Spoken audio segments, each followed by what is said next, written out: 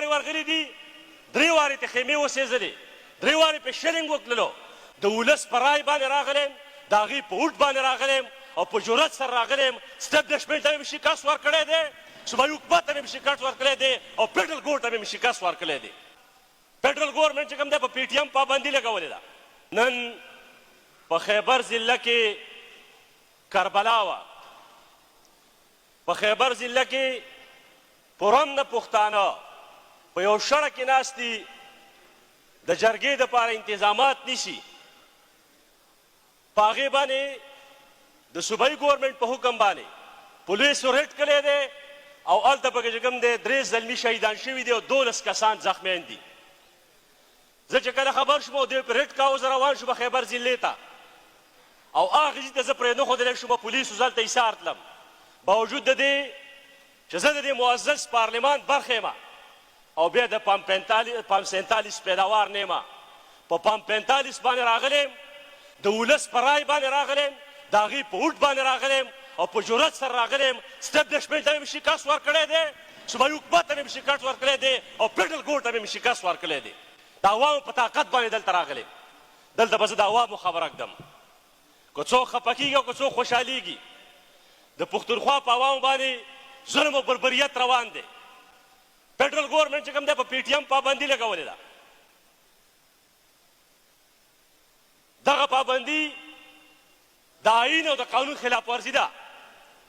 یو پرامله تنظیم هغه زلمي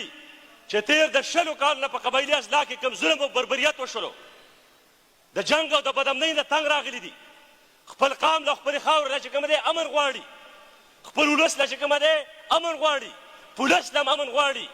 په هغه پرامله تنظیم باندې چې کوم دی فیډرل ګورنمنټ پابندي ولګوله او پابندي پې څنګه لګولې ده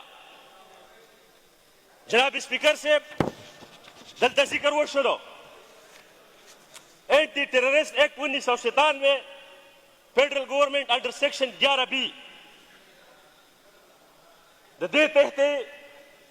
په پی ټي ایم باندې پابندي لګولې ده چې د پاکستان سي یو رجسټر تنظیم هم نه دی او دغه آئین موږ ته دا حق راکوي چې هر سړی تنظیم جوړولی شي پارټي جوړولی شي تحریک جوړولی شي او په امنه طریقه باندې د خپل انساني حقوقو دپاره د خپل قومي حقوقو دپاره پر امن مبارزه او جدوجهد کوي د نن ورځې پورې دغه تنظیم او دغه تحریک د اوسه پورې کوم غیر آئیني غیر قانوني قدم نه دی اوچت کړی بیا چې په کوم بنیاد باندې پې پابندي لګولې ده نو په کار دا ده چې فیډرل ګورنمنټ د دغه اکټ لاندې په 3 ورځو کې د دې ریزن ورکړي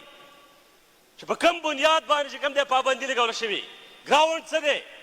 دوی په کوم ټیررسټ اکټیویټي کې چې کوم دی ملوث په کوم ځګړي کې دهشتګردي کړې ده خو مسلمان دي د دې خاورې بچي دي په کار دا ده چې ریاست د 6 کالو نه هغې چغې وایي پر امنه مبارزه کوي چې ریاست د هغې سوالونو ته جوابونه ورکړي هغې چې کوم مسایل هایلایټ کړي دي د هغې حل لارې ولټوي نن که فیډرل ګورنمنټ دی او که صوبایي ګورنمنټ دی دواړه چې کومه دی بې اختیاره دي هېڅ قسمه اختیار ورسره نشته دی صوبایي حکومت وایي چې آی جي زموږ په اختیار کې نه دی ډېره د افسوس خبره ده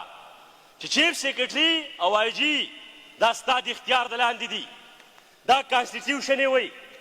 129 ارټیکل یې وایي چې دا ستاسې د اختیار د لاندې دي بیا څنګه چې کومه دی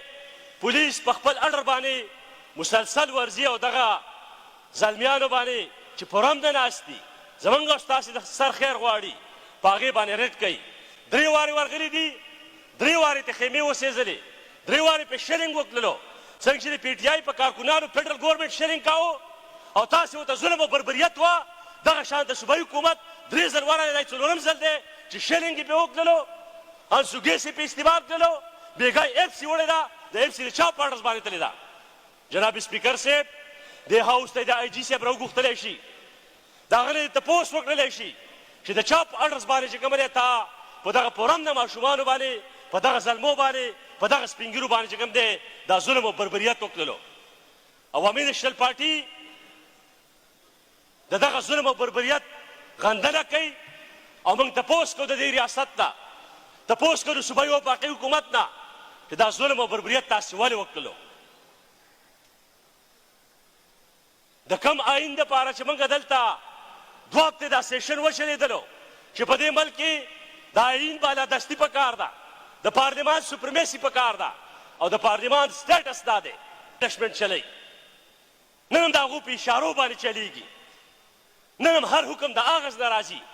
که دلته یې پاڅېږي جرأت دې وکړي چې دا حکم د کوم ځای نه راغلی و